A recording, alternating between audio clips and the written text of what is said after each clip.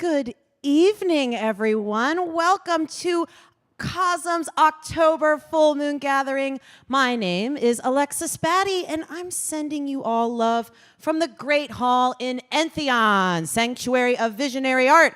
How are all of you doing tonight? We're good? Okay. I like it. I need to adjust my glasses for that one. Amazing, amazing. Well, whether you are tuning in with us here in person or from a distance, I want to just send out a heartfelt thank you for being part of this sacred evening. Tonight is going to be fabulous. We have a wonderful lineup of offerings courtesy of creative allies from the community. So let's take a deep breath in. Settle down, and let's let the magic begin. Do you think you're ready for the most unforgettable night of your life? Are we ready for that? We're ready to rock? Are you sure? Are you sure? Oh, thank God. Okay. Well, then please join me in giving a warm welcome to CoSM founders and visionary artists Alex Gray and Allyson Gray. Here they are. Look at them.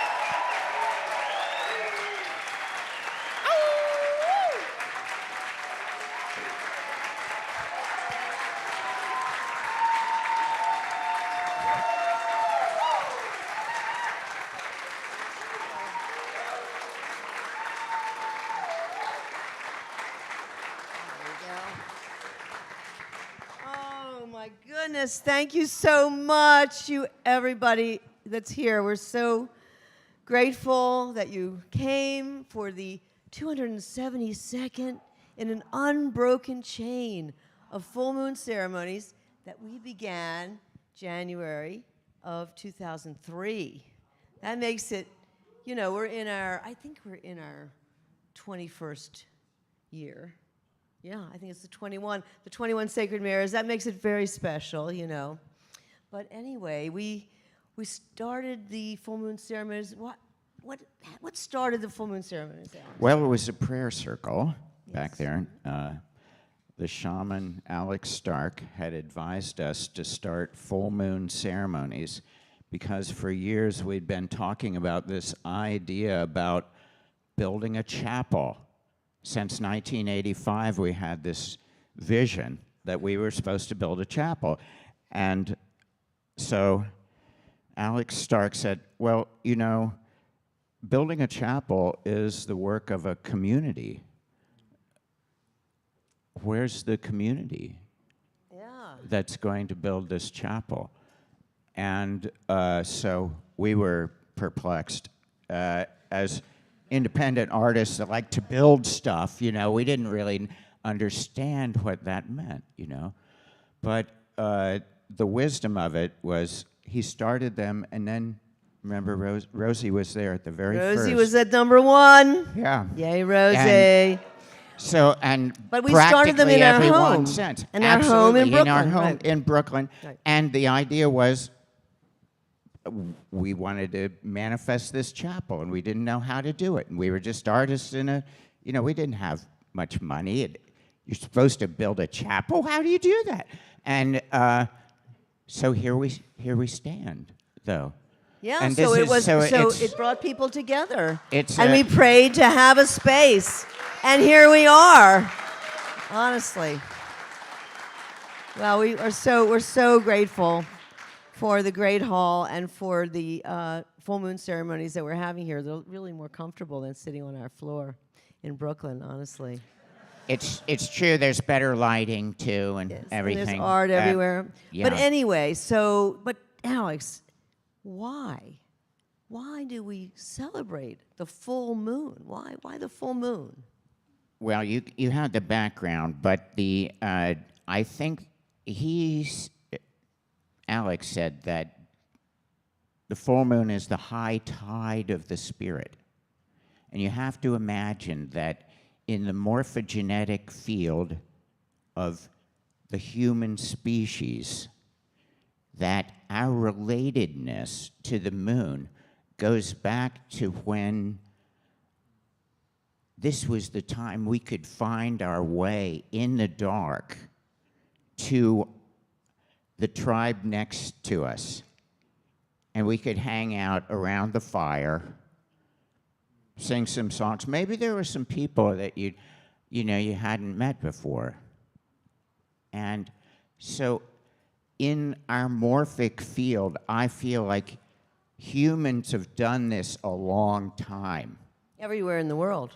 It doesn't need a specific mythology, but they're all beautiful, But this idea that creativity itself is a reason to celebrate, and the full moon is this symbol of the soul. It's like every one of us relate to it in the way to that mystery that we carry inside of us. What is this mystery of the light that we carry inside? And so that, in a way, is represented by the perfect circle, the sphere. Plato called that the shape of the soul. It's the one-sided figure. So Yeah. the one-sided geometric figure is the circle, or the solid is the sphere. Yeah, and it's also kind of miraculous for us because, you inspired the sacred mirrors, but the moon itself is like a sacred mirror. It's reflecting the light of the sun, so it's basically a mirror.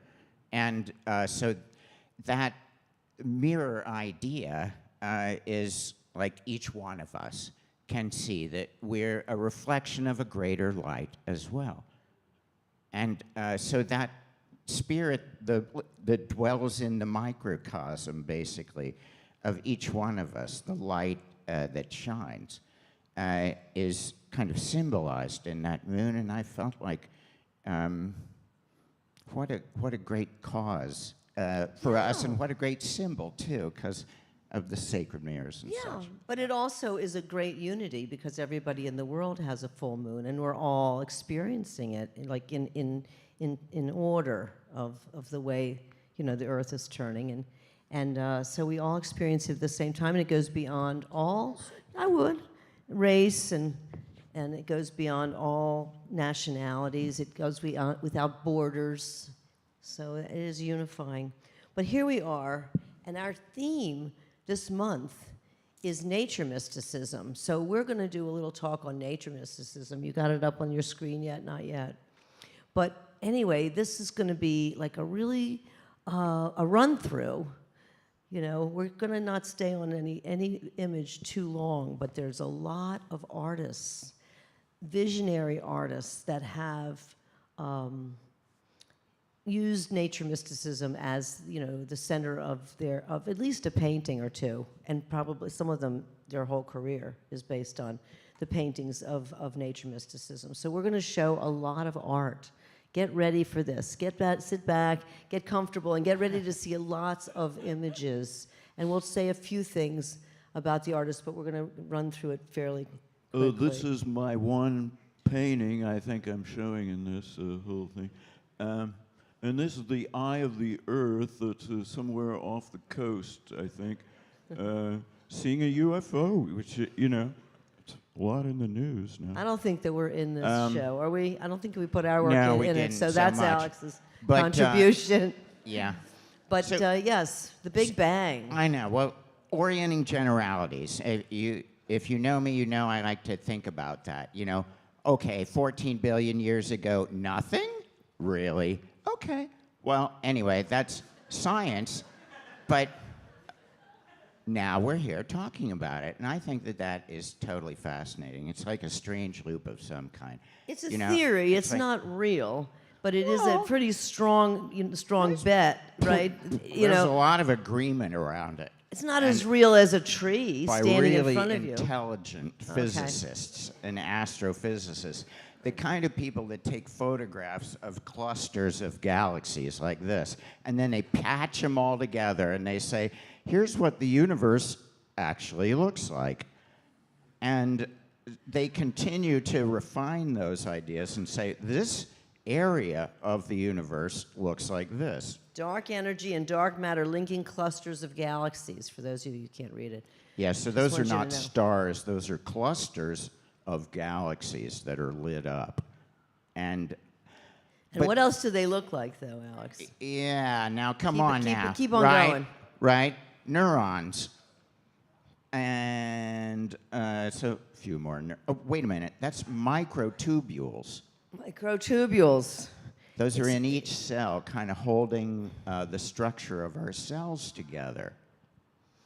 So, and oh, here's the internet. All right. We're talking about The webs. mycelial web. The Wood Wide Web. The Wood as Wide Web. Paul Stamets talks about that. I know what that's about. So this happened at CoSM. We had an artist in residence, Andres Amador, who sporulated our woods. This is our woods, taken by drone shot, I think, and it was it all fruited, and at one time. So our woods Yeah. have been sporulated.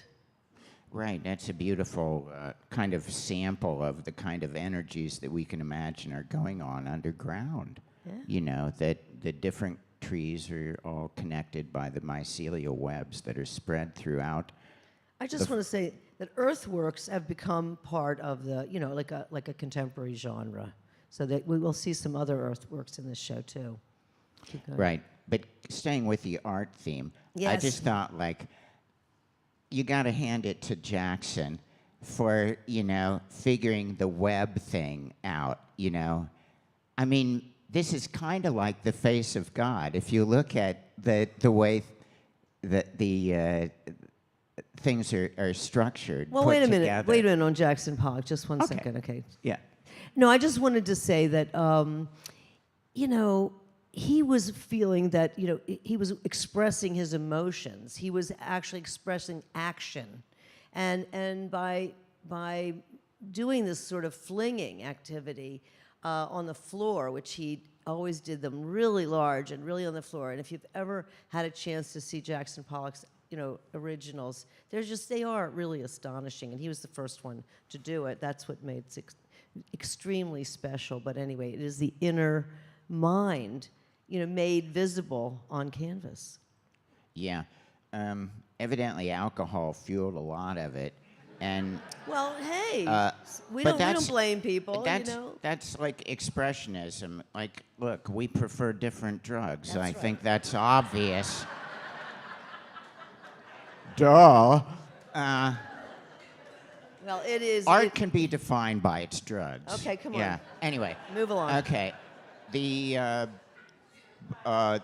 web. So, All right. Pollock had a breakthrough there. But back to the universe. So galaxies are part of this web, and so our local sun here and the moon. And the moon, Our our friend the moon. okay. Do you know that this moon that we have right now, the Hunter's moon, which is what this month's moon is, it was a super moon. And we had 3 nights of full moons. I didn't know that could happen, but that was what we just had. 3 nights of full moons. It was so gorgeous. Okay. Sorry. Well, it's the closest to the Earth That's right. at this point. And that's what makes it a supermoon, and it's why it's so bright and huge. It's a little closer. It's a hunter's moon because, of course, close enough. it's a hunter's moon, of course, because you can hunt even at night. All right. As if we were on the moon. Looking Just back at Earth. That sacred mandala that we're all swirling around There on. we go. So we're getting the idea, the mandala, the sacred mandala. Okay. Do you want to read this thing by Well, nature, Emerson? Ralph Waldo Emerson, in the woods we return to reason and faith, standing on the bare ground, my head bathed by the blithe air and uplifted into infinite spaces. All mean egotism vanishes. I become a transparent eyeball. I am nothing. I see all. The currents of the universal being circulate through me. I am part or particle of God. That's Emerson. I become a Transcendentalism. transparent eyeball. I love that. Okay. We have a few of these definitions coming up. Nature mysticism is experiencing the divine within the living world. In the love of nature, the self merges in ecstatic union with sun, moon, forests, oceans, the dance and flow of the eternal. Embracing the natural world as sacred opens us to earth honoring and a spiritual foundation for eco-consciousness. So that tells us where we are. I totally stand for that. I stand behind that. You do. Yeah. In front of But it and above it. That's a and long below it. tradition, though. Here we have a shaman. Looks Yeah. like a couple shaman. Couple shaman. Yeah. Well, that is, I think, to point to it's been an ancient archetype that is still existing, and that many of us know some shaman. And Well, this is like a contemporary shaman you can see on the right-hand side. And then there is as old as photography, they had pictures of shaman. So that's sort of why they're paired up there. We've had them through the ages, and we got some pictures to prove it. Well, this is the sorcerer's cave of Les Trois Frères. Oh, No, this is actually not. This is Tassili. This is the Tassili. Oh, you were just going to show us that. Yes. Right. Yes. I inserted this because it's and now a message from our sponsors. The old-time religion. Yeah. Let me hold it up. Come on, hold it up. Right. I want to hold it Okay. up high so people. So here you go. Now, you can see that these cave paintings from Tassili, Algeria, in Africa, you know, they're probably the oldest known psychedelic visionary art because they're mushroom people carrying mushrooms, okay? I don't know how much more obvious you have to get, you know, to get the message here. But so this is on the plaque now at in the psychedelic reliquary, which kind of at least points to the sacred and ancient lineage of psychedelic sacred visionary art. And there's a limited number of them. Yeah. There's only 55 of them. They're gold leaf. They're really Gold beautifully leafed painted. and hand painted. And they're to raise money to do the other, you know, like And additional things like creating the sculptures for the outside of this building. So at any rate, they're so reasonable. yeah, It's crazy. $150 or something And you like guys that. can have them, and we should have them all gone by tonight. It would be a great fundraiser, and we would really appreciate all of your help. And you would love to have this on your altar, wouldn't I you? know, it's kind of cool. It's just, it has a little way to hang it in the back, but I'd put it in a little. It harkens from cave art to rave art. There you so go. there it is. Okay, So let's keep going. Yeah, let's keep going. And So totem poles, we've seen them. My camp had them. We had them at my camp. Totem poles. People still make totem poles, and primarily Pacific Northwest Coast Native people carve totem poles. But the totem poles in my camp were from Maine, so they're Maine Native people that also make totem poles to visually represent their family lineage, ancestry, and cultural history, often depicting important ancestors, supernatural beings, or clan crests. The sculpted poles serve as a visual record of family rights and privileges within the community. Each carved creature holds a specific meaning, telling a story about the heritage and important events of their people. And only those people know that story, but they do know it and they teach it to their children. So that's their So separate beautiful, story. and it's also a human-animal hybrid kind of That's right. a way of seeing things. And Bill Reed is just one of the most extraordinary exemplars of that Contemporary Haida art, yeah. tradition. Yeah, and his Look at this one. carvings, Alex took this picture. It's remarkable. He got the rear view. Every other picture I've ever found of this has a different view than this. Yeah. This is one that I found it interesting somehow. Alex liked it best, Yeah. of course. We love that about you, Alex. Yeah. All right. Okay. Well, look, Pollock was from Cody, Wyoming, and he saw the sand painting, and so the idea of painting on the floor was not something that was totally foreign to him, and so in this kind of tradition, healing tradition, you call in the various elements and helper beings, and you portray them. And so oftentimes they point to elements and things like that. And they become like medicine circles that people lie inside of and become healed. Because of their wisdom for working with the nature spirits. So they're impermanent too. It's like just like the Tibetans have the sand mandala, and we do a sand mandala tonight, don't we? Rosie and Mike lead a sand mandala. Later, you can try and create one, and we also we dissolve the sand mandala together. Could I have that? Oh, yeah. Thank you, sweetie. Oh, no problem. Let's see now. So anyway, this is for healing. And so when they get up, of course, the sand mandala is destroyed. But that's the important thing. Okay, I wanted to say that I took this picture in Egypt, and it struck me because I could read it. I knew what it meant. It was hieroglyphics, and I knew only one symbol, the symbol of the Ankh. And the Ankh means what? Life. And so they're bees. These are plants, bees, life. I thought, oh my God, Egyptian people from 5,000 years ago are talking to me, and I am reading this and I am really understanding it. And that's what sacred spaces do. They last a long time. And if they happen to last a long time, they speak to people in other eons, right? So that's what this was. Of the lasting importance of the connection of the life web. The life web. Yeah. Yeah, I mean, I couldn't read most of it, but this I could read, and I thought, wow, that's incredible. Okay, let's keep going.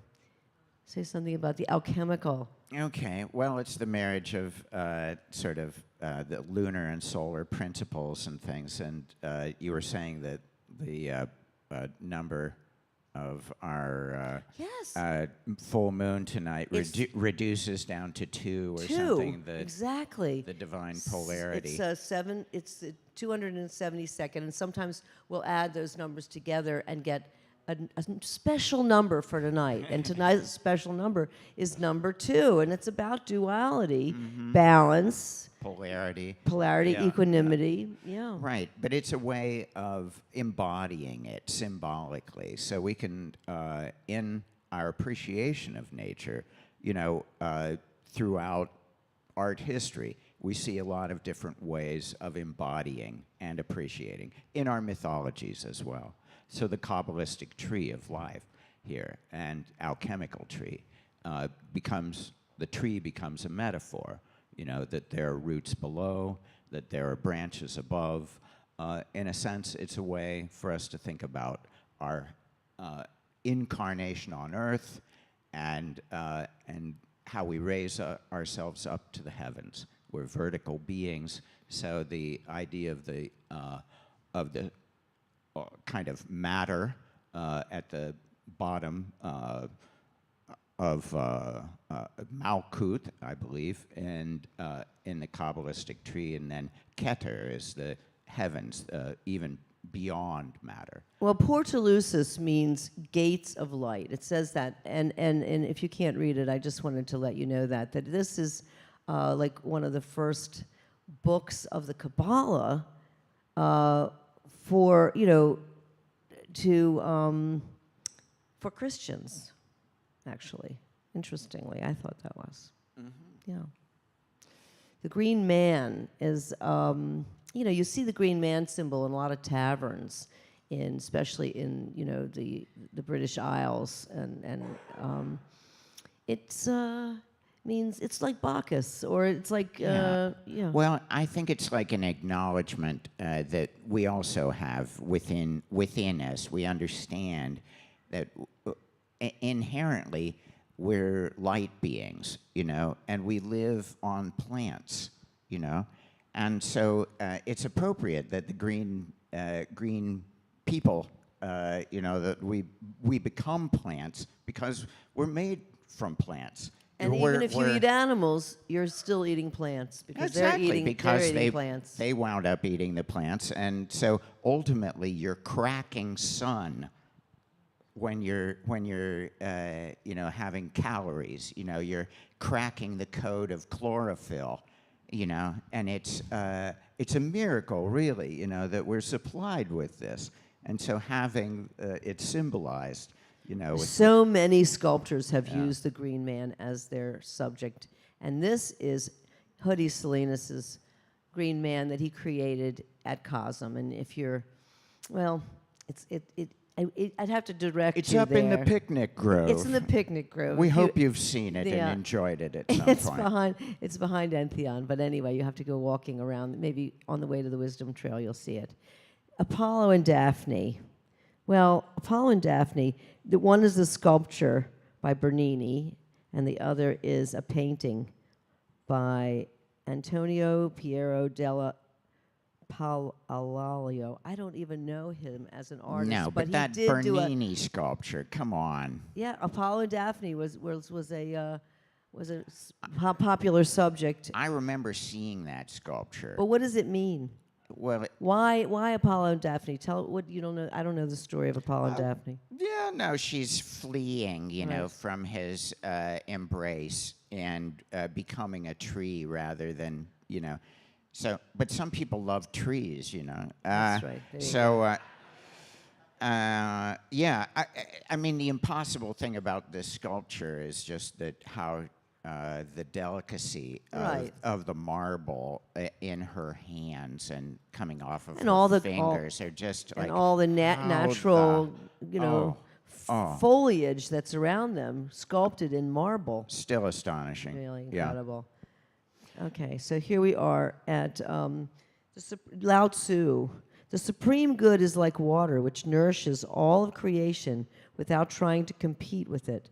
It flows into humble places. Thus, it is like the way. And that quote is attributed to Lao Tzu from his philosophical text, the Tao Te Ching. Well, they were Book some of of the the Way. greatest landscape painters. I mean, if we're just thinking about things in terms of art, they used spareness, to suggest the mystery and the mists, around. And so you concoct entire geographies and things around these beautiful kind of ink drawings, that are essentialized. Jakuchu, what an amazing master, Yeah, tell us about the Enso. And of course, it's the sacred mandala. We started with the circle there of the sun and of the earth and of the moon and of the eye, and all of these cycles that we experience in life then become symbolized in this act, this fractal of oneness, that is symbolized in the circle. Zen, I want to say, it was an early version of minimalism. It came way, centuries before, the minimalist movement in America. But there's a museum dedicated to minimalism here, the next town over, the Dia Museum, which is exquisite. But really, simple tools: a brush, paper, water, ink. That's it. Boom. One shape. It's like a meditation in a brush stroke. Exactly. So give it a try sometime. It's really quite an amazing now thing. we're going through the Japanese nature. Okay, mystics now. Hokusai's Hokusai. wave here. Everybody's the Great seen this. Wave. It's just an amazing composition. Nowhere except for Asian art, what I would say has summoned so much rhythm and things. Until we had Van Gogh. We should have Robert Longo in here. Robert Longo came up with in contemporary. We did gigantic wave drawings. No, you're Interesting. right. Hokusai. Yeah, Amazing. Fuji. it gets very all the different- abstracted. Don't look at that. Isn't that amazing? No, well, Van Gogh was, and all the Impressionists were so impressed. Well, here was Albrecht Dürer. Yeah, we're kind of going back in time. Well, we were jumping around a little bit. Great piece of turf. I just think that's. Yeah, no, it's a clod of dirt that is like a botanical masterpiece. You can still see like all of the individual hairs on the hair. It's there the most beautiful of hair Dürer. you've ever seen. I know, it's stunning. Leonardo, his drawings of flora. Of nature. Yeah. He was an appreciator on a scientific kind of level of what kind of species are we talking about here? Why is this different than another thing? So he was not just a generalist, but he's specifically adoring. And very a scholar. He always studied. Okay, here's Rembrandt. We have to have a Rembrandt in there. Well, they became like, how do you transfer our human nature onto nature? And how can we see? Like, this is the Good Samaritan. The Good And Samaritan. Where's the Good Samaritan? Okay. So small in the picture. Look at that. They're right in the small middle on- distance, not the foreground, not the background. Right there, like really tiny. Right, but let's see the Good Samaritan is symbolized in the light and the kind of water that's washing over one side while the other side is troubled and in stormy kind of darkness. And also, this kind of favors nature.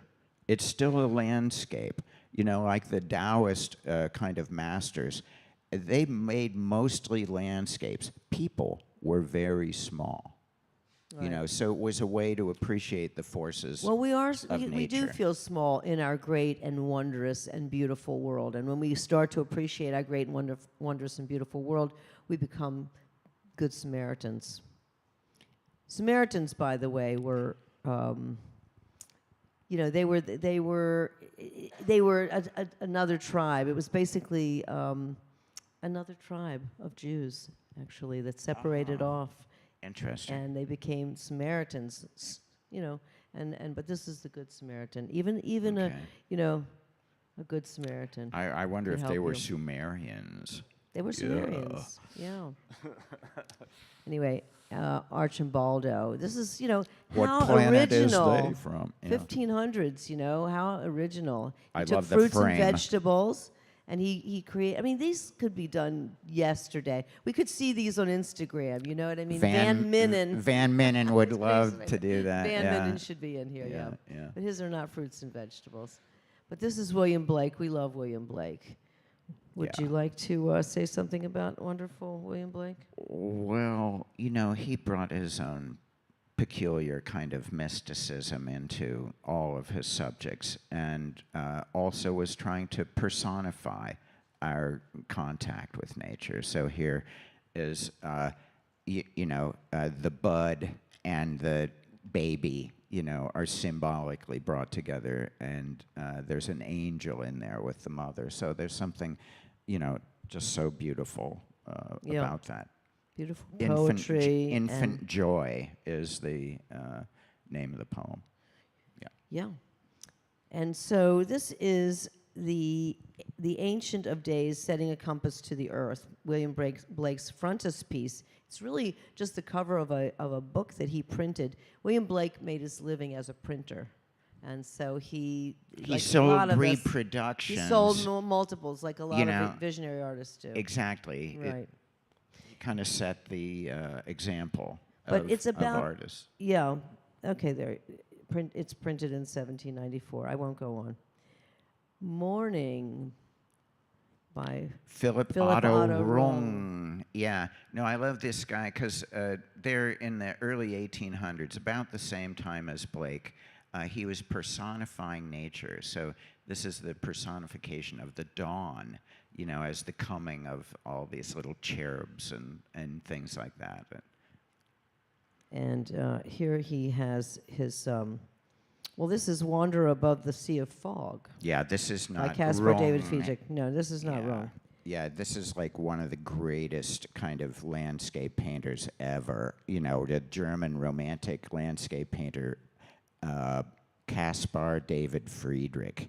And so, one of his clever kind of ways of composition was to put the back to the audience, and you're looking into the vista. So instantly, you're kind of like,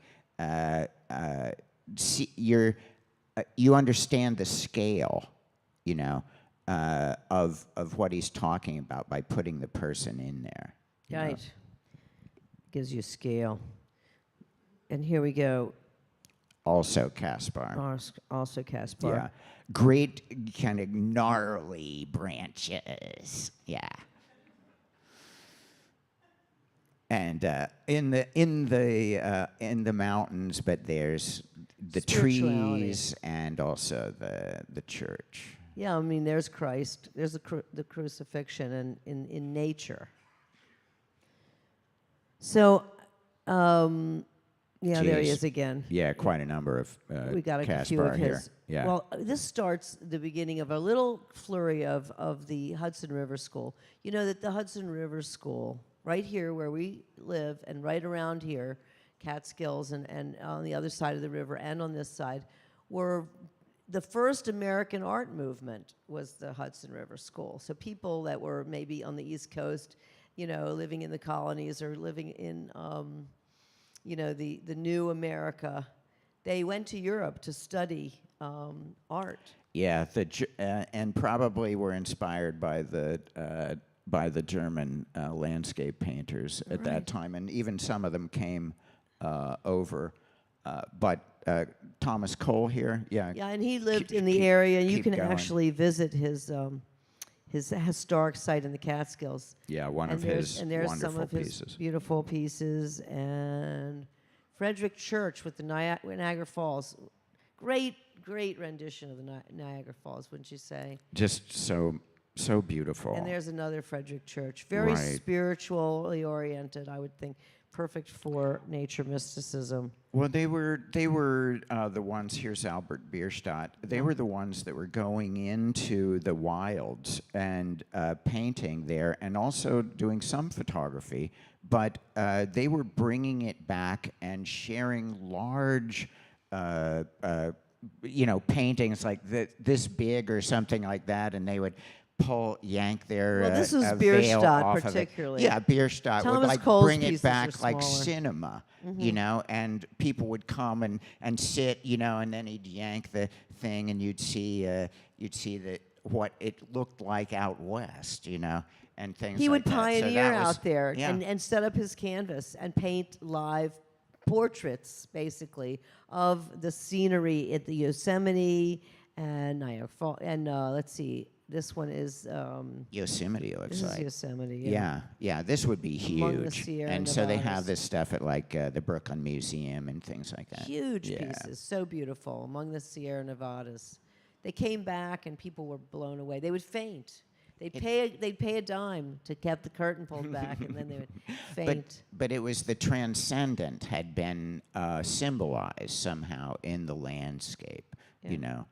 We were already experiencing urban life and things like that, and we're sort of romanticizing God must be actually in nature somehow. You know, maybe we could still recover our spirit there. Well, I'm embarrassed not to have the date for Leon Frederick, but look at how Oh. nature mystic it is. Absolutely. He was a symbolist painter, kind of late 19th century. Yes. Yeah. Yes. Really beautiful. Oh wait. Let's see. Okay. Well, we Late have Van 19th Gogh. century. Yeah. Almost say no more. Here you have. What flow forms were inspired Starry by Night. actually a astronomer who had just recently done the first drawings of the Whirlpool galaxy, as he called it. And so he based this on that scientific cosmic diagram. Okay. And then I wanted to just get another, like a close-up. This is an almond tree in blossom. Nice. He was Well, capable of everything. reminds me of Jacucci. He probably That's saw right. things like Very that. influenced by that. Yeah. Look at the you artists that are out there painting. I mean, just look at the negative space in this. It's so, sensitively handled. It's so beautiful. Ernst Haeckel, really He inspired some of the little critters that are underneath the transfiguration ball of light there, before it all absolutely pops in there. You've got some little Haeckel crazy characters in there. Let's Cecily keep Mary going. Barker. She, our daughter had every one of her books. The flower fairies. I can't get enough of them. They're so beautiful.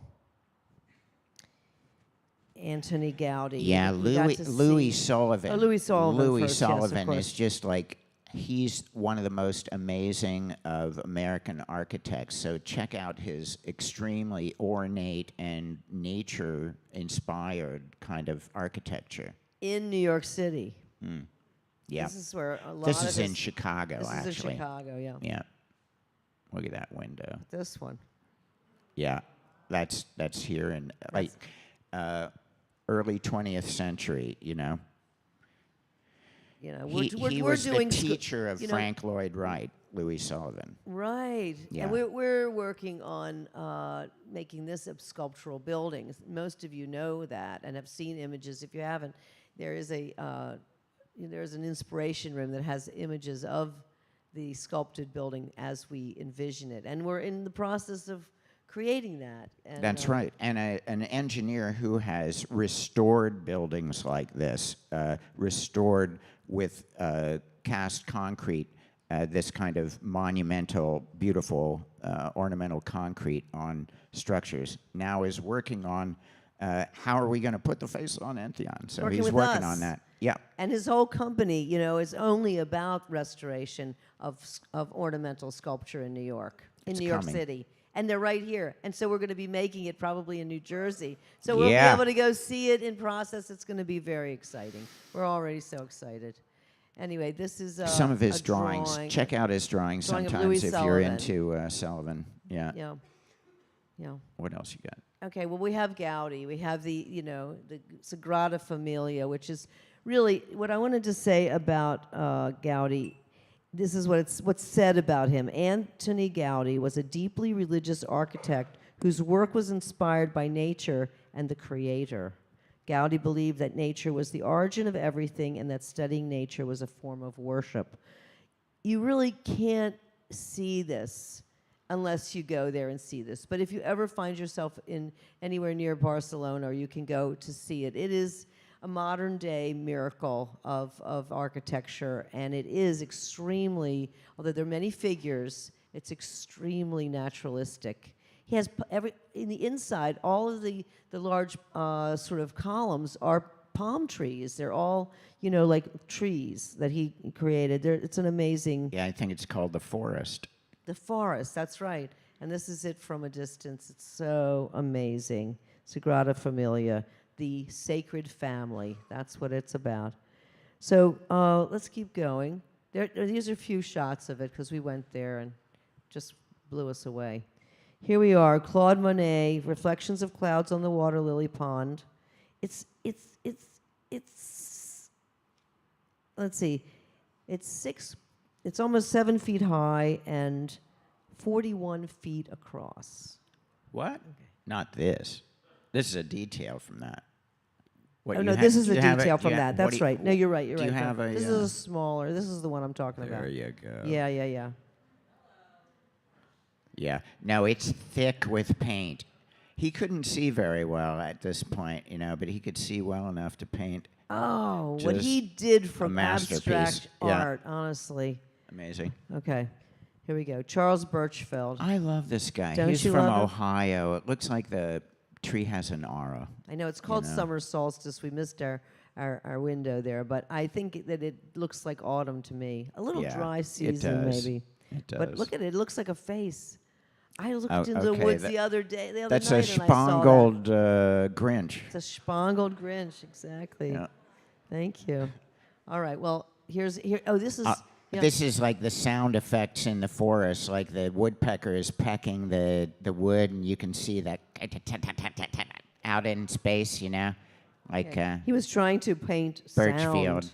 Yeah. Yeah. Sound. Just keep going. Now, this painting was the most requested painting at the Museum of Modern Art, Christina's World by Andrew Wyeth, and it is nature.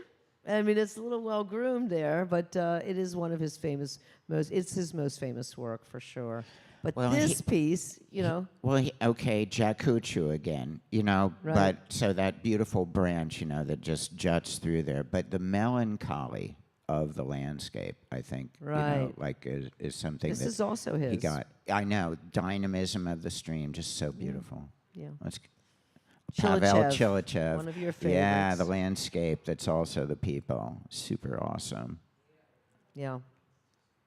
And the hand and foot, that's also the branches of the trees. This was and the also one of the fetus most tree. popular pieces and most requested pieces at the Museum of Modern Art. That's right, it's until visionary. they hid it away because it was so popular in the psychedelic 60s and 70s. Everybody had this piece The on their hippies wall. are requesting that we see This this. was like required poster art in most dorms. I don't know why.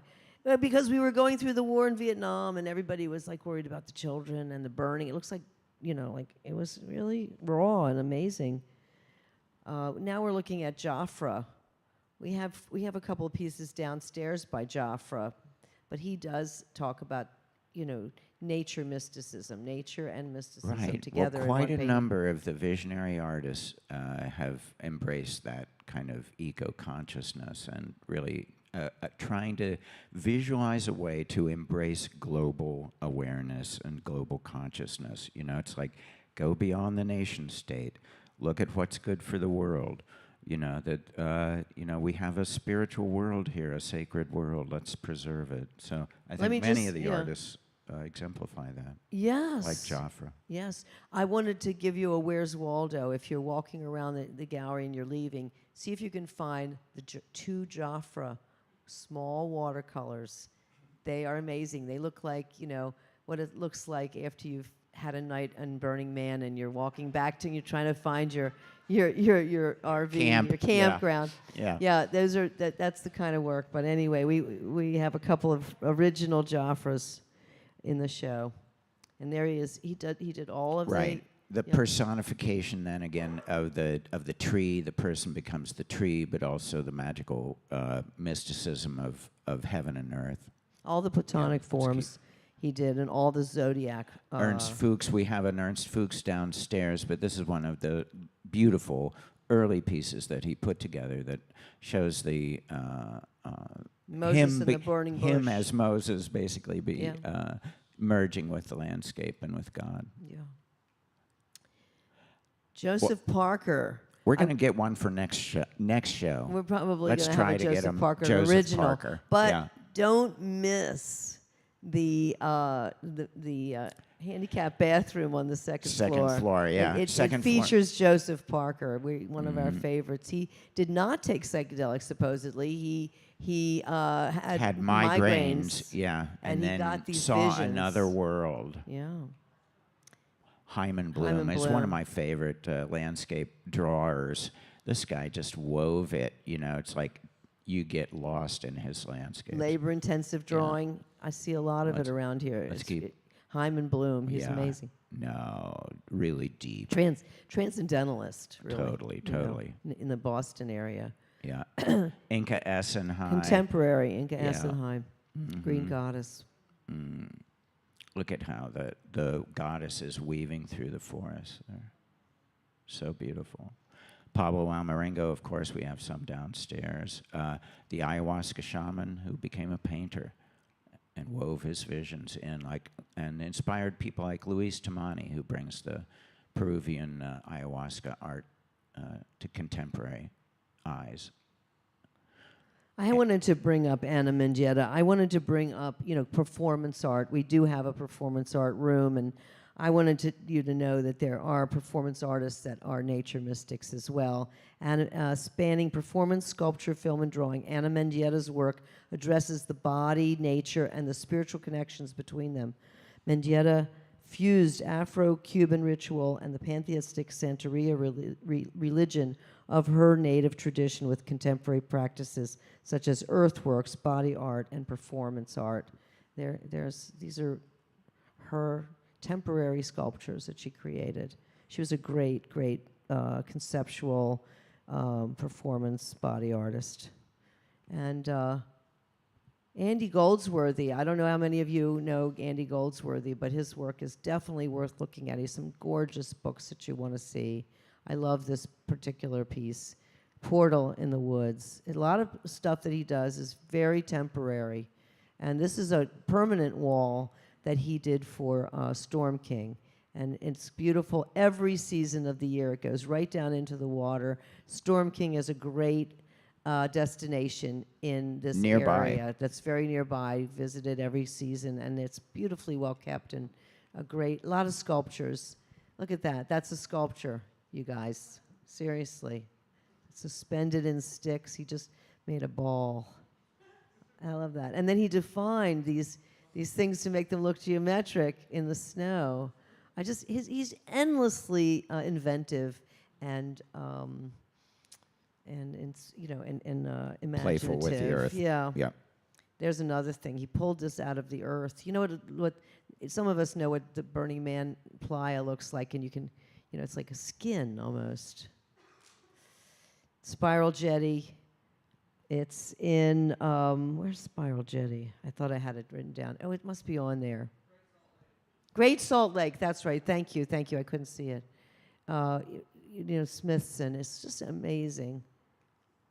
And last one I wanted to share is Joseph Beuys. I'm always using the term social sculpture, which I feel is what CoSM basically is. It's like a container for people's experiences, and we do all kinds of art here. But Joseph Beuys he coined the phrase social sculpture, and he had a very, he also was the founder of the Green Party in Germany, and really started eco art, or one of the originators of eco art. Of earth art. Earth art. Yeah, this was 7,000 oaks. He pledged, because the Black Forest was being ravaged by, many of the trees, acid rain and things like that. So he wanted to plant 7,000 oaks to restore some of the forests. And so these were planted all over the world, a lot of in the Black Forest, but he had died without finishing the job. So his son took it up, and they did complete planting 7,000 oaks. It did. That was his piece, 7,000 Oaks, and it really did bring a lot of attention because he was a great, great artist, and Germany loved him. I know, we have more. So I think, did I write all this stuff down, or do you want to read it? What do you want to read more about, Joseph? Yeah, I think we said enough. Okay. He was a member of the Dadaist movement, if any of you are following along art history-wise, and a performance cohort of Fluxus, which was the famous performance art cohort. And he coined social sculpture. That's it. Right. No, an amazing theorist also, and spirituality and creativity was something that he was always into and talking about.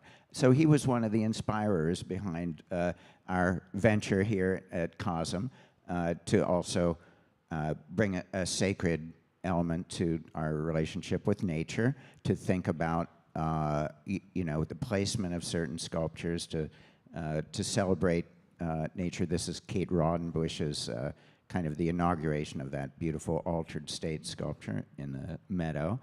And also, just to let you know that this is what we're still aiming toward, just as a community, that we're, yes, we now have a place to meet, and it's super awesome, and but we're not finished with the building yet. As beautiful as a brutalist sculpture it is, we're conceiving to ornament it, with this kind of concrete facade that will. The building was built as an armature that this will be hung upon. So it's going to be heavy, but it was built for it. And the engineer, because we had this cool idea, but how are we going to do it? I don't know. I couldn't really show you the drawings to show you how we were going to do it. But within a few months, we're going to be able to show you the drawings of how we're going to do it. And this engineer, who's a super amazing guy, has worked with concrete manufacturers for 40 years in Manhattan and has relationships with all of these different fabricators. And he says, I'm going to submit it. First of all, he's charging us less than half of what everybody said 10 years ago they were going to charge us, so he's really trying. And he said, I'm going to submit this to 5 of the contractors I know could do it.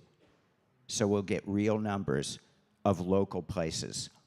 And that's important because this is a guy that understands things like weeping seams. I had no idea what that was. But this is an architect who says, you got to plan for everything, so there's got to be little seams where this and that can, I'm going to figure that out. And so this is one of the world's experts on envelopes of buildings. So he's going to secure the envelope of the building and make it so this could happen. And so I think this is the next phase. This is one of the things we've been praying for since the beginning. And your being here is just like super awesome. Like your temple builders, because all of the contributions that go toward this are toward this project. We're just trying to do this thing. So collectively, you buy a poster, you buy one of these things. Look, we got an Entheon book. Exactly. It's like this is the Entheon book that shares like a history of visionary art and a kind of bio of the artist, including Amanda Sage, who's here tonight. Super awesome. Joe Bob. And but her work is reproduced in here along with the work of dozens of visionary artists, some of the greatest art in the world. This is the story of our people. So if you want to help us out, like invest or buy a poster or something like that, because you'll know that it's going to build this thing. So, and you are part, as much as you want to be, of that whole process. So thank you, just for hearing that rant, and no, it's a beautiful book. It has the history of CoSM a little bit. It's got a kind of a quick chart. It has a history of visionary art, a very quick breeze through, but it really is the catalog of the show at the inaugural show at the All One Gallery, where Amanda Sage, who's sitting right here front and center and just taught an incredible 8-day workshop, is featured in that show. It's the lifting the skirt on a ceremony painting that Amanda did very long ago and has kept because she knew how important it was to her body of work. And she's sold many, many works, but she's kept this one so that we could have it here for like 18 months. And I always felt that it was one of Amanda's most sensational statements and really appropriate in these times. And so I'm really proud that and happy to be able to expose it to you. here at CoSM, and we really love Amanda for coming. She has such a great presence. She's going to say a few words later, but I think, is that it? Those are all the slides? Did That's we do right. them all? We did That's them right. all, so that's done. We're done. We did our homework. We learned our art history of the nature mysticism, and what we're doing now. We're going on an ancestral sound journey with our friend Lester Seal, But who's listen, I'm gonna tell you returned to this. CoSM. He is going to set up the stage a little bit. You can see he's already set it up. Look at how beautiful it looks. Well, why don't we just... And we're going to, but what we're going to do while we wait for him to come up here is everybody is going to look around, see somebody that you have not introduced yourself to yet, that you do not know. First of all, before you do that, for how many people is this the first time you've ever been to a full moon? Raise your hand. Awesome. Thank you for coming. And how many of you have been here before? Let's see. Any members? Okay, put your hand down if you're not a member yet. How many members? Okay, members, you can become a member tonight. If you're inspired, please feel free. Just see Lauren at the front desk or somebody in the house. You can become a member even tonight, and we would love to have your membership. But meanwhile, we are going to, everybody turn around, find somebody you haven't yet met, can't be somebody you already know, and introduce yourself to them. That's what makes this a community, and we'll have a few minutes to talk. No,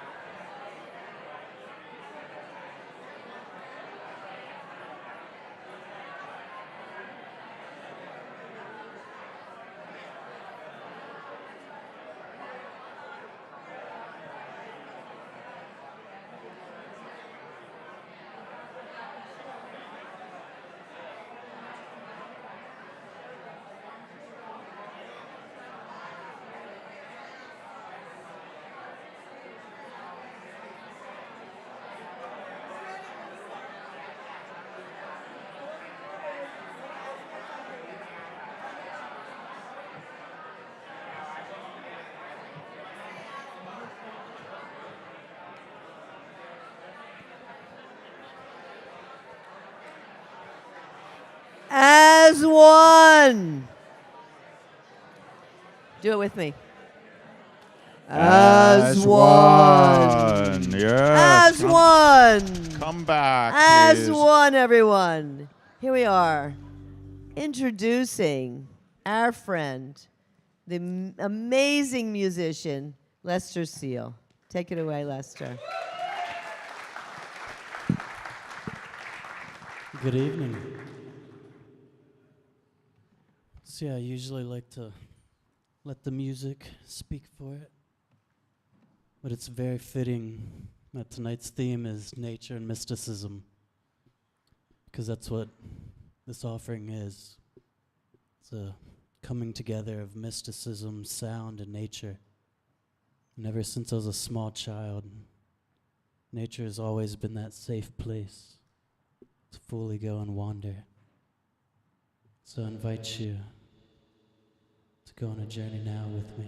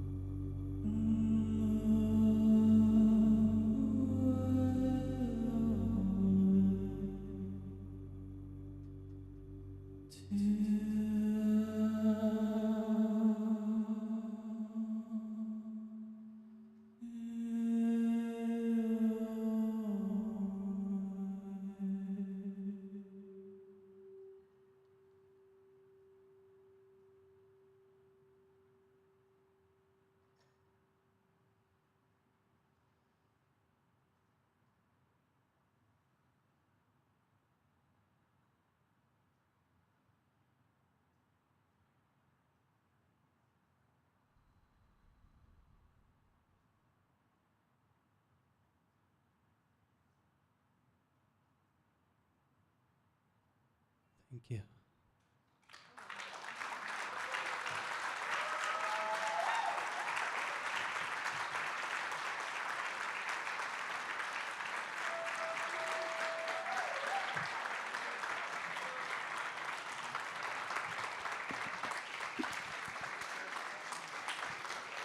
That was just tremendous. That was amazing, Lester. Lester Seal, everybody. Woo! Come on. Lester Seals, thank you. How many people would like to have that going, like be lying on the floor and have that going on for about an hour or so? This happened.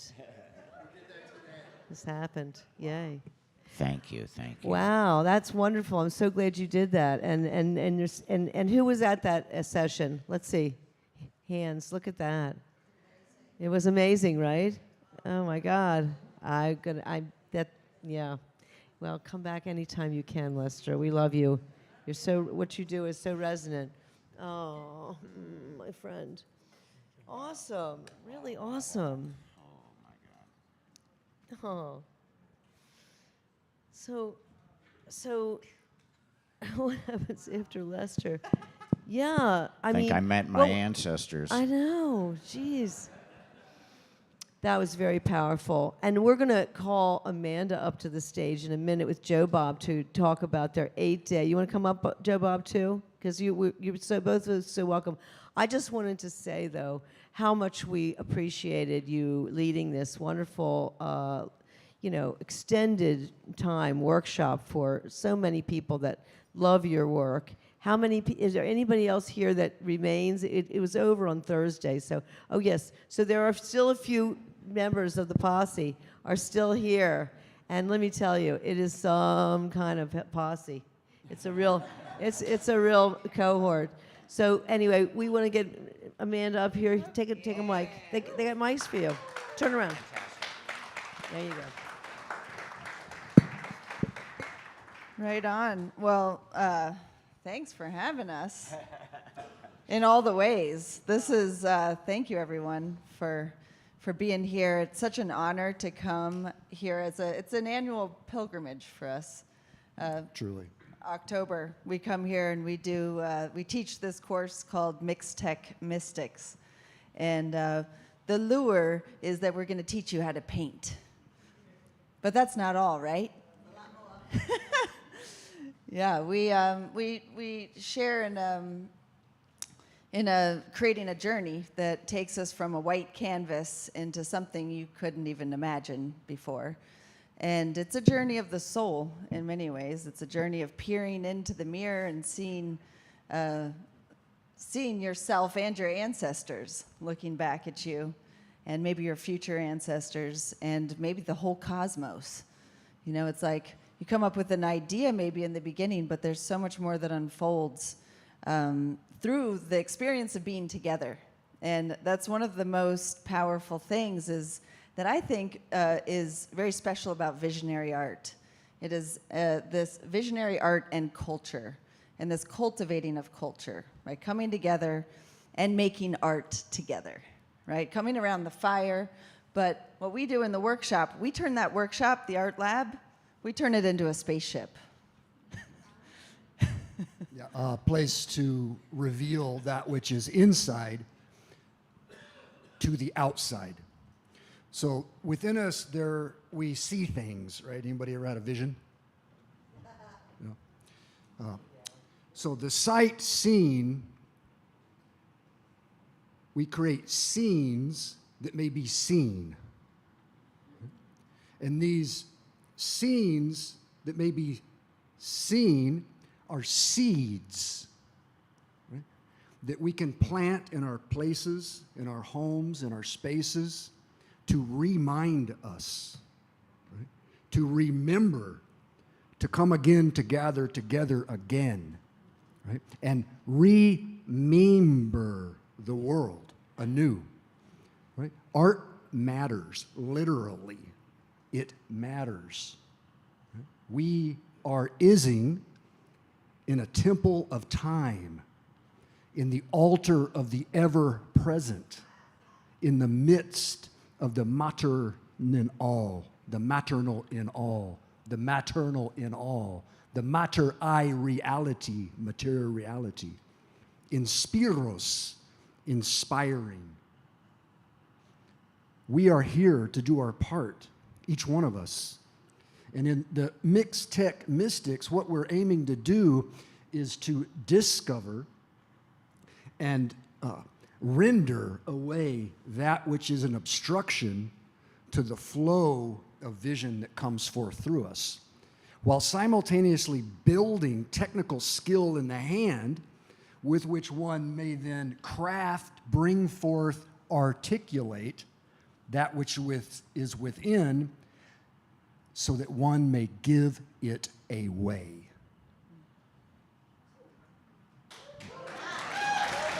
Yeah. Choo-choo! And it's a party. It's a party. It's the eternal, ever-changing party of now. And we enter into that ceremony in a circle. We share our names. We share where we came from. We share our favorite colors. And then when we leave, we close that circle with new friends, with new family members, with things that will be with us for the rest of our lives. And this is our favorite place to come do this ceremony, because this is like Mecca for visionary art, right? This is a powerful place to come and find each other, to remember each other. And there's so many cool workshops happening here. This year has been an incredible program, and next year will be too. So if you haven't come to participate in a longer form workshop here, I really encourage it. There's a lot of the artists too that are a part of the Magi Gallery. They come and teach here too, the ones that are still around. And would invite you. We'll be here next year in October, so it's a good time to set an intention. And every year we have a theme, and this year was Banish and Beckon. So maybe we can pose that invitation to you tonight, even around the fire. Write something out, something that you are ready to let go of, and something that you want to draw in. And it's a powerful way to manifest and to make known what it is you want. Send it up to the fire, because the fire will activate, energize, and you'll be reminded of the intentions that you have. You know, the banishing and the beckoning. I love that. Think about it for yourself. What are you banishing and what are you beckoning in your life right now? That you bring such incredible depth of meaning to your students, along with teaching an incredible technique that people take home with them. People who have never painted before take home a painting that they're proud of and that they really love, and that gives them a springboard to their next painting, or to finishing that painting if they don't. So, but they get you to finish the painting if you can. I mean, a lot of people did, and it was just marvelous to see your class, which was an all levels class. It wasn't a portfolio reviewed selected class. It was an all levels class. So you don't have to be, but you can be a profesh and be in Amanda and Joe Bob's class. They take mini field trips all over CoSM. It's really a full experience of not just an art class, but really a community experience. So I think I recommend it on every level when you come back, and we really pray every year that you will come back, because they coming here from Colorado. But I have to say, Amanda has been a board member of CoSM, the only artist board member actually so far, and she contributes that much. And both of them together are incredible advisors of CoSM. They're definitely advisory. Their advice is always welcome, and we enjoy it. That's right, and they have a really amazing thing going on there in Gunnison, and that you've been spearheading, and new shows to come, and we're really excited about that. And of course, anytime that people want to tune in to Amanda and Joe Bob, check out the Vision Train. Vision Train, listen. listen. 24/7. These are the initiators of a 24-hour-a-day, 365 days a year. You can log on to the Vision Train live and be with other artists and paint with them. And there's usually something going on, and there's schedules, and there's the Vitra Academy. You can learn online. These people started that, and they're just so amazing. How could I forget to mention Vision Train? Yeah, no, I know. We're so excited and grateful. We have that friends you- from that you Australia bring- because of this. That's I right. You mean, bring people from all over the world Yeah. together every day, and so we're grateful to be part of that. One of those stations. live. This is one of the All stations, live. and you can hear the train here at CoSM. And for me, it's always a reminder. It's like, oh yeah, there's our train. You know, it's like we need these little reminders, and this is one of the stations, right? And we're building. Maybe you have one of the stations. Yes. I'm sure that every single one of you that's here is Is on a the station. train. I mean, this train is a story that has been coming for a long time. We've heard about it in songs, and you know, there's so much of this meme in the field already. But where are we going to take that train? What's in our train car? What's your contribution? That's something that we can do to get ready, right? And I want to say there's a bunch, so a good crew from the class is here, and we'll be painting tonight. You'll see some of the paintings that they started in the workshop. And also one of the legendary soundscape artists of the Vision Train is my friend Goldcap Berge. Yay! Yay, Goldcap. I mean, we were introduced in 2016 at Burning Man, and we were set up to do a performance together. It was a friend's favorite DJ and favorite artist. He's like, I want you guys to get together and make some art in a journey. So we did, and we were like, this was amazing. Let's do this again. So we've been doing it ever since.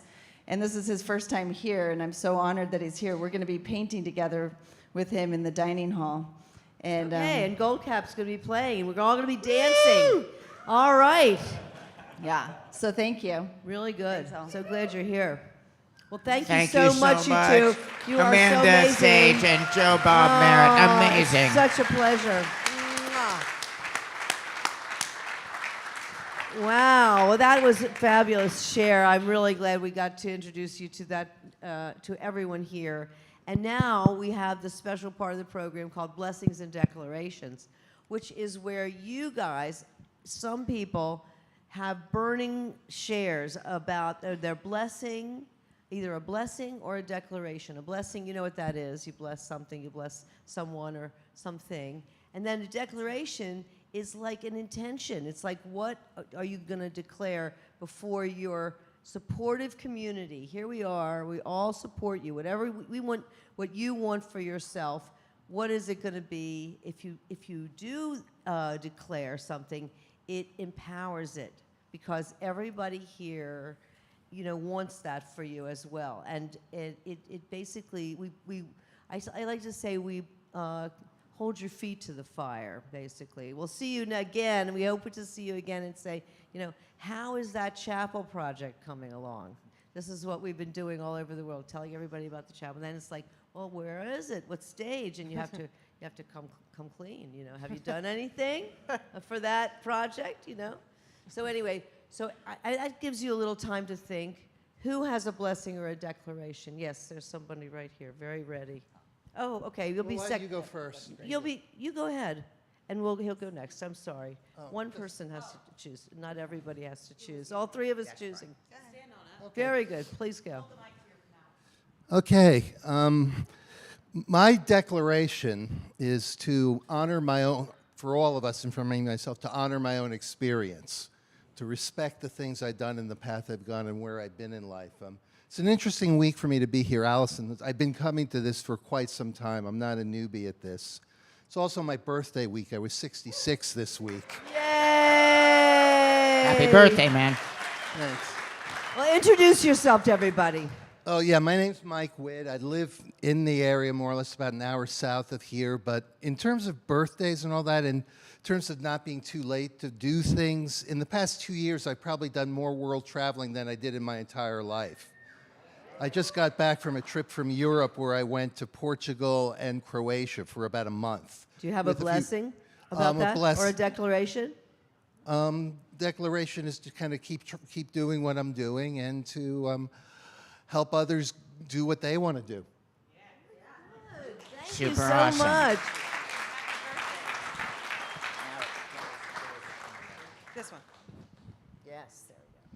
Hello, everybody. My name is Jack Cass, and I've just released my first song, Without Your Name. And this song is about just remembering those that we can and also remembering ourselves. And I just want to extend the biggest deal of gratitude to Alex and Allyson. I mean, coming here for many years, I've just been so inspired, and it feels so good to share some art with the world and to be in the presence of the great Lester Seals and everybody here. Without Your Name, a blessing to you all. Thank you. Who else has a blessing or a declaration? Don't be shy. Oh, there comes some hands. Yes. Okay, Wait. Rosie was right You want to do this one first? whatever you say. come I'm to going to you leave it up to Alexa. Okay, this is a druid prayer. Meet us at the boundary, nature spirits. Join us at our sacred hearth and be warmed by our good fire. Aid us and guide us as we remember your ancient ways. Help us to remember that we are truly human, truly holy, and truly part of the web of life. So said we all. Oh, would you introduce yourself? I'd like to know your Thank name. My name is Shawneen. Shawnee. Thank you, Shawnee. That was brilliant. Oh, my goodness. Rosie. Go to had it. Rosie. Rosie's right here. Hi, everyone. I was, my heart was really heavy this whole month about all my many friends, but just all the people affected by the floods that were happening in, the Carolinas and Tennessee and Georgia, and I started to question everything. Like, is art important? I mean, people need food and houses. I got like in a real funk, and I have to say that my blessing is to bless all the people that are affected. That, they're getting a lot of help from community, and so that's my blessing, and also blessing to CoSM, because this is another community that, has really uplifted me. So it's just coming here and taking the class with Amanda and then being here with CoSM has gotten me out of that funk completely. I'm in just a much better space, and I feel hopeful for the future being here with all you beautiful people. Thank you. Thank you, Rosie. Thank you so much. Okay. Somebody way in the back. That's great. Turn on your creative fire. That's right.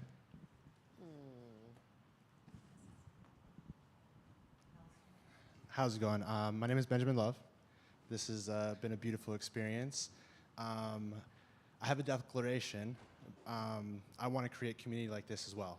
And so the seed has been planted in me many years ago, but this is like the water. And I'm going to take this water to New Mexico, where I'm moving to, and create community around the full moon just like this. You guys have been a beautiful inspiration, and I thank you so much. Oh, Fabulous. Ben. Thank you, Yes. Benjamin. Benjamin, feel free to come and talk to me if you want to. I'd love to hear more about it. That'd be great. Yes, there's somebody. There? Raise your hand again. Stand up. Start- Oh, we'll whatever. start- All right. We'll start here. I'm going to start here. Anywhere. Is that you okay? say. It's up to you, Alexa. You go.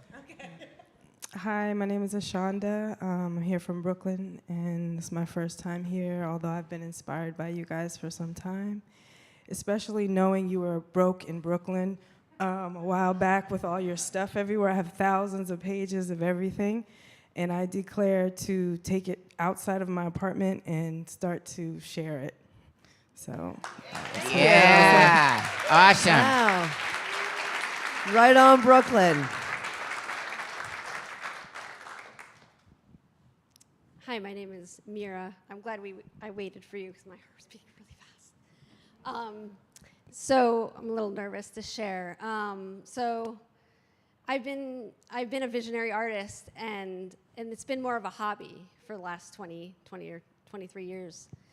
And I take people's stories and prayers and paint them on silk fabric so that they can have their own deepest visions of who they are to wear.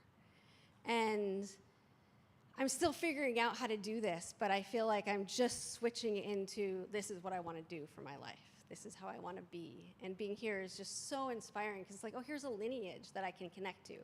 Here are other artists who've done this, who've created something that didn't exist and were drawn by something they were so passionate about and just had to follow it. And it feels so powerful to be here, and I just was moved. Like, my declaration is to find a community of people who I can paint their story. Like, I love to create something huge that can support a community in being a community, and support them in knowing who they are and what they bring to the world, and having them be able to look at it and find that. So we know how you feel. I love that these are threads that run through all of us, and I think that it's clearly what was running through us, and we had so many good, fortunate things and braved a lot of stuff along the way, and as well. So, but I think that it's a very worthy aspiration, and that creative people have a unique opportunity to do that, because they can become the inspiring centers of, oh, we can do this thing, but it bears a lot of similarity to meditation and things like that, because you have to stay one-pointed, you have to stay focused to do this thing together, and by doing that, you're creating an energy field of creativity together, and so you are carrying those seeds, and you have been, and by coming here, you're also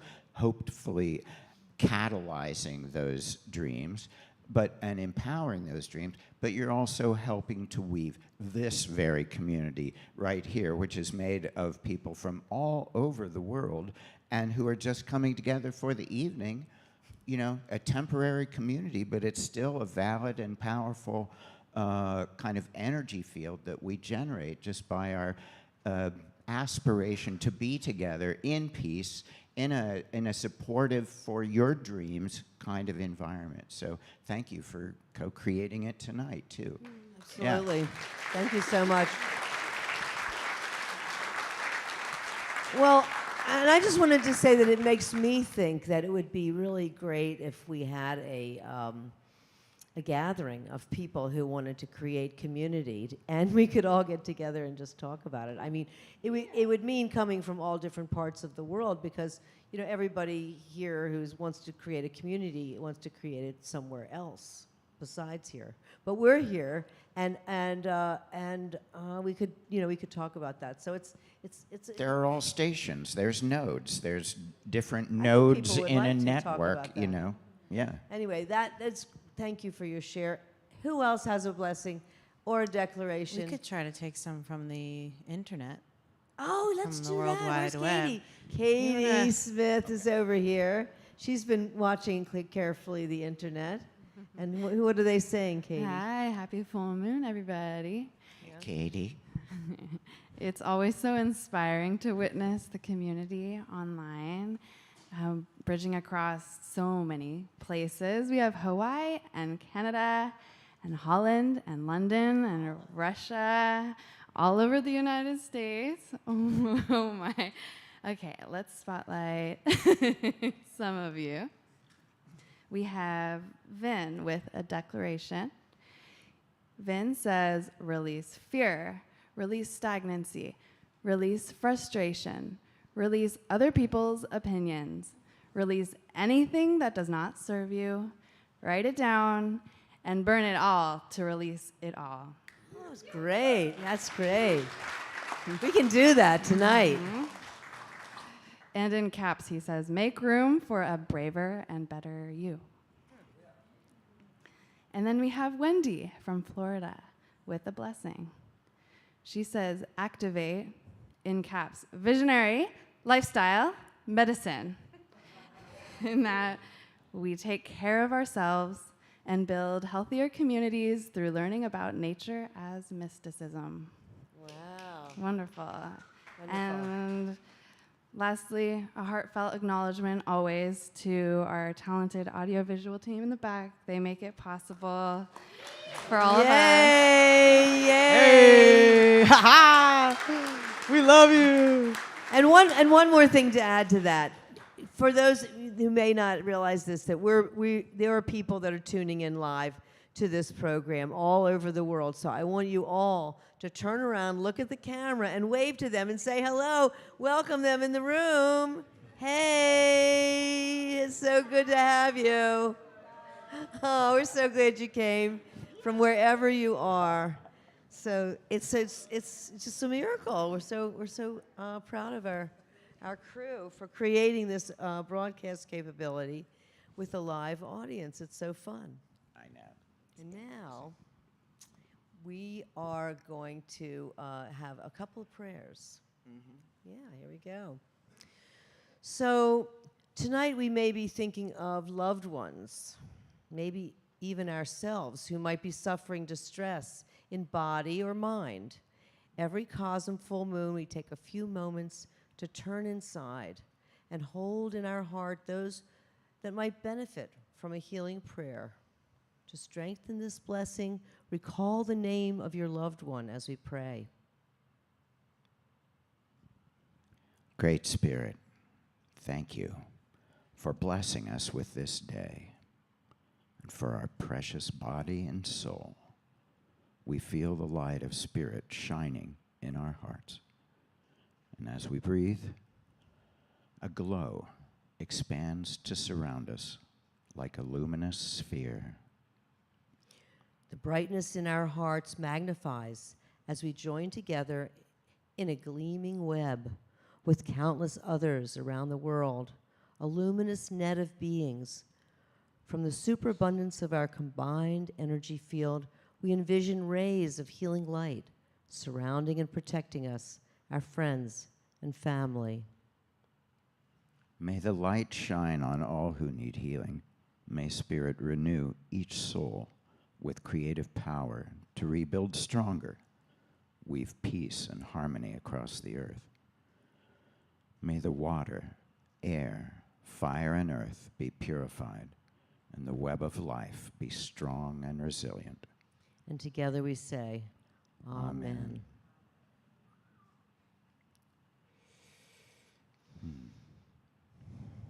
Well, some who are with us may be grieving the loss of a family member or friend. And we send our deep condolences to all those who are in mourning. We acknowledge the sacred space of sorrow and compassion that we carry for all those suffering on our planet. Remembering the brevity of life, we appreciate the beauty of every precious day. Almighty Spirit, we remember the souls of beloved ones who have passed on. Cherishing them in our heart, they remain close.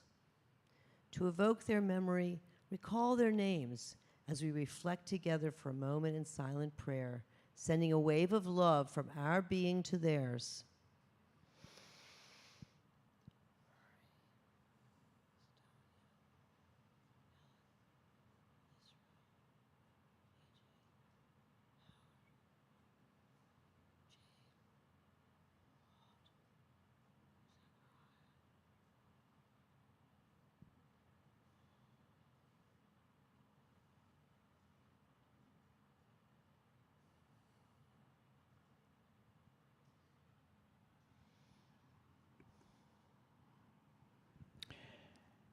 May their memories be a blessing.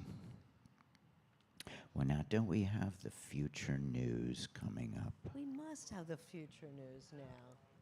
Here she comes. Yay. Oh, Alexa, maybe you future can come news. back That's with what us. we need. We need a little Okay. future news right now. Just get my trident here, set that down. How are we doing?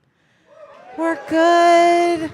We're great. We're wonderful. Thank you so much for always holding space for the blessings and declarations and the healing and memorial. It's so important to go inward like that. I know. I just have to say just quickly that I had a fast day. Jews fast on Yom Kippur, and this happened in the last week or so. And it was just blissful. It was just amazing. I had an incredible day, and you know, I don't do that any other day. You know, some of us fast regularly, and it's probably really good for you. but I do that, and it just, you know, it stops you. Yeah. You know, it's a new perspective, puts a new point of view on. Nothing your like day. being in the present. Nothing like being in the present, exactly. You know, now wins. The past only submitted a photo, and the future didn't show up. So that's a Ramin Nazer quote. Love that. Thank you so much for being here. We're just getting started tonight, my friends. Where do I even begin? Okay, so this ceremony will conclude shortly. After that, hang out with us. Check out Entheon. It's going to be open until 11 p.m. You'll be in here for a little We're bit. going to be right here, and I'm going to like Chillin'. take all kinds of comers. Anybody who wants to come and talk to me, I'm here. We'll put a little chair there for you, and I'll sit on the ledge or something. Little chair, Well, little we'll- chat. You know, we'll have a chat, and you want to talk about any kind of thing. My expertise are twofold: art, life. That's it. That's our jam. That's all I can talk about. So if you have some content that fits within that, There that's you your go, girl. Your girl. All right. So we'll be doing Alex that. will be here too. Yeah, they're very approachable. I don't know if you can tell. It's just so convenient and amazing. And so, yeah, we'll be doing some stuff in here, but also know there's an entirely other building with unique offerings curated just for you. As Amanda had mentioned, we have Goldcap tonight in the house to do some music. He's coming all the way from the West Coast. Give it up for him. Amazing. Woo! So grateful to finally manifest him being here. And that will be taking place in the Gray House Moon Lounge. So that should be very cool. Amanda, Sage, Joe Bob Merritt, and Marie Merritt will be painting in there. And we also have some other live painters who will be sprinkled throughout the Gray House. Cameron Grayson, Ruby Salvo, Zion, Mary Yardley, and Illuminated Rose. Give it up for our live painters. Pushing pigments, baby. Oh, we love that. We love paint. Just go up there and be like, you can do that. Just don't lick it or anything. Contain yourselves, but you'll be tempted. But it's oil, so don't. But Or it'll talk- be really you can great. Talk to your artists too. You can Talk to them. Yeah. Chat. We love to chat. Yeah. Here, that's our favorite. And in addition to Rosie, who will be having some paintings on display, and as it's been mentioned, Rosie and Dr. Mike are going to be holding down our favorite tradition, the community sand mandala. Give it up for that. Woo! That's Okay. going to be That happens around tonight. 10. 10. Yeah, around 10 o'clock. We're going to banish all those worries and fears and things that we were holding on to in the fire. So then come on over to the sand mandala and then beckon and put down your intentions that you want to create, the positive intentions, into the sand, and that will help you manifest it. And then remember to take you. some of the sand home with you. Take After it they home. dissolve, be there for the dissolving of the sand mandala. Yes. Everybody should make a blessing at that time too. And then we take a little sand home, and you can I save mine, but put on my altar. But you can also sprinkle it in your garden. Yeah. Gotta put it in the garden. In the garden. Go for it. Not just trying to brag, but you got some great things going on up there in the garden when we sprinkle it. It's not really fertilizer, but like it kind of is. You know what I mean? It's good energy. They're all made of tiny little crystals. I can't back it by science, but I think it helps. So definitely participate in the sand mandala. Thank you, Rosie, for giving a little drop there. If you're hungry, thirsty, we got you covered. We got the Mushroom Cafe. It's our favorite cafe on the block. It has 22 artists tattooed the Mushroom Exactly. Cafe. So take a little look-see at all the really the best visionary artists who have painted in there. Yeah, don't lick the walls. Just No, order no. a sandwich and a drink and a baked good. We got you covered. It's all delicious, made with love from our team. Give it up for our team really fast, just to our total rock stars, absolute rock stars. And just the funniest bunch, I'll tell you what, when the going gets tough, we just start giggling. We can't help ourselves. So, and speaking of them, if you need anything at all, if you are feeling a little overwhelmed or you need grounding or you have any questions, find anyone with a staff badge, okay? And we will point you in the right direction. We have a dedicated peer support space for anybody that just needs a minute to chill out or just a friend to talk to. Please take advantage of that. Please come to us. Don't forget to drink that H2O, okay? H2O neat or on the rocks, whatever you want to do. And just look out for each other. Make a couple friends. Tell a couple jokes. Blow a couple minds. Whatever you got to do that gets you inspired and stoked. That's what we love. And if you enjoyed yourself tonight, you're in for a treat because we just keep it going. We have programs happening all the time, even into tomorrow. We have our head of security, Ruby, who teaches yogic self-defense. It's a totally interesting class, I have to say. Guru Ruby, which means teacher. And he sort of takes traditional yogic principles with self-defense techniques to empower individuals both physically and mentally. So there's a little bit of interesting lecturing that happens at the beginning. He starts to, he dabbles a little bit in our thought process. And then from there, we go through breath work and using breath to kind of push through difficult binds, difficult situations. So it's a fascinating class. You do a little bit of sparring, so keep that in mind. But he's amazing. He's our ace in the hole peacekeeper, our security team here. They are our peacekeepers. Also, if you need anything, they're here for you. After self-defense, if you're like, I can't get enough of this, and now I need to write about it or draw about it or something, well, we also have our church, which you host. Our church, every Sunday after full moon, from, 3 to 5, we get together in the art lab. And it is it's certainly one of our favorite activities because we all practice what this place is really all about, which is art as a spiritual practice. So we kind of thought, well, what would you do if you were going to have art as a spiritual practice? What could you do? What activity? And this is that. I mean, so far, we've been really enjoying what we do is we just set the tone by saying a few introductory words about the theme, which is nature. Yeah, and then we have a playlist that we've constructed. Great together. Playlist. Well, usually they try to vary the genres a little bit. Eclectic. Eclectic. And usually we have a subject, and this Month will be nature mysticism. but people can make anything they want. But given that idea, a creative energy field emerges, where really cool stuff starts to come out. And then we consider this a then meditation. we share about it. Yeah. Yeah, then we share about it. But for 45 minutes, we sit there and either you can also, write poetry or journal or make art and journal on your art. Anything you want to do. But we have supplies if you didn't bring them, but it's always nice if you do. And we have the best time, and we enjoy the people from all over the world again. We've been zooming in all through the COVID days. All through the pandy. When we started to broadcast. So Cosmic creativity at work. it is. It's amazing. So come to our church. Please Consider do. making it a special trip, even if you just like to make art together. Amen. Well said. And then from there, if you're like, this is amazing, how can I continue to participate at CoSM? Well, the next weekend, Oh my God.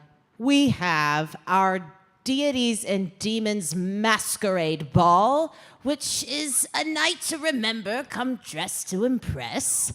Maybe participate in our costume contest. We have music and the true mirror and fire spinning, and gosh, it's like one of the most mystical nights of our lives, and you are all invited to be part of it, and we hope to see you there. Totally wear a costume. I think this is like, what, our 21st? This is our 21st. I have to Technically? admit, it's not consecutive as the full moons are consecutive. We Yeah. we never missed one through COVID. But with the costume ball, we missed a couple of years, 2 years, and we're It's back okay. to it. We've been back to it ever since. And so we have had 21 of them. We did them in the city. It's a good we do them number. here. Big Deities fan. and Demons. what we talk about, you know, heaven and hell in art, and everyone wears a costume. It's really fun. Yes. It's so fun and spooky, kind of, and not so spooky either. You just come out here, let that inner avatar come on out. It's going to be filled with creative delight. So we hope to have you there, but we'll bring it back. You know, like I said, the future hasn't shown up yet, so we'll come back to the present right now. We really hope you have a great night. Definitely hang out by the bonfire, catch those fire performances. Visit our website, follow us on IG and on the social networks. We love you so much. Say one more thing? Please, I'm all done here. Okay, I just wanted to say that I am teaching the Start a Painting workshop in March, and it is filling fast. So if you are interested in studying with me for 5 days and starting paintings, and we have 5 or so guest artists, do sign up soon. Even though it's not until March, it's, you know, we thought we gave it a lot of time. It's worth it. All the workshops are worth it. Genevieve's in the crowd right now. She's our coordinator. She's the freaking best. Give her a round of applause. And yeah, definitely check out what we got queued up workshop-wise. We just want to keep offering stuff for you and all of us to connect and have fun. And I'm biased for sure, but we have a good time over here. I can't even deny it. So enjoy yourselves. I'll pass it back to you two for the close. And thank you. Mahala. Alexa, See you later. Mahala.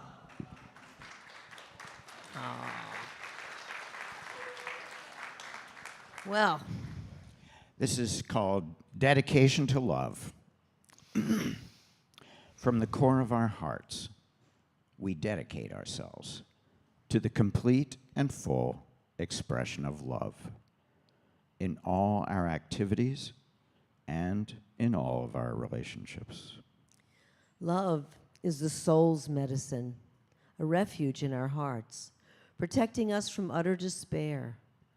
Finding compassion in the eyes of the beloved and the stranger gives us the courage to endure. May love sensitize us with care and wisdom. May love help heal the sickness and wounds of life. May love enable us to forgive and accept ourselves. May love enable us to forgive and accept each other.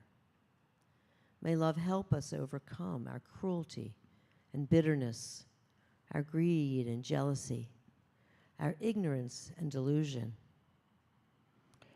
May love rule our hearts and minds, directing us to reach out, doing our best to benefit others, to heal suffering, to give gifts, to create beauty in the infinite network that is our world. A heart of loving kindness pours creative grace into the world to alleviate pain and mend the heart net. To the healing art of love, we dedicate ourselves. May any merit generated by this gathering be offered to the benefit and liberation of all beings. Happy full moon.